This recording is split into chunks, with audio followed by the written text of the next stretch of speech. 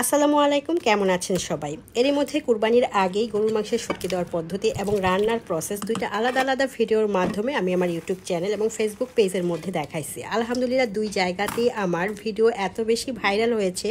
বিশেষ করে ফেসবুক পেজে আমি যে মাংসের শুটকি রান্নার প্রসেসটা দেখাইছি এটা এত বেশি মানুষ দেখেছে, প্রায় 14 মিলিয়ন অডিয়েন্স দেখেছে এবং সবাই খুব ভালো ভালো মন্তব্য করেছে, কেবল অল্প কয়েকজন দুষ্ট কমেন্ট করেছে। এর মধ্যে অনেকেই কিন্তু একই সাথে শুটকি দেওয়ার পদ্ধতি এবং রান্নার প্রসেসটা এক ভিডিওতে দেখতে চাইছেন, তাই আমি নতুন করে এডিটিং ভয়েস করে আপনাদের সাথে উপস্থাপন করছি। তো কুরবানির সলিড মাংসগুলো সিদ্ধ করে নিতে হবে জাস্ট পানি দিয়ে, চাইলে একটু হলুদ দেওয়া যেতে পারে, তারপর রোদে শুকাতে হবে, সেটা তারে গেঁথে হোক কিংবা ছড়ানো প্লেটে হোক। তারপর শুকনা মাংস রান্না করার আগে বেশ কয়েক ঘন্টা ভিজিয়ে নিতে হবে এবং সিদ্ধ দিতে হবে। দেখেছেন আমি মাংসগুলোকে সিদ্ধ দিয়েছি, তারপর রান্নার প্রসেসটা করছি। আর কি কি ইনগ্রিডিয়েন্টস ব্যবহার করেছি তা কিন্তু সব লিখে দিয়েছি।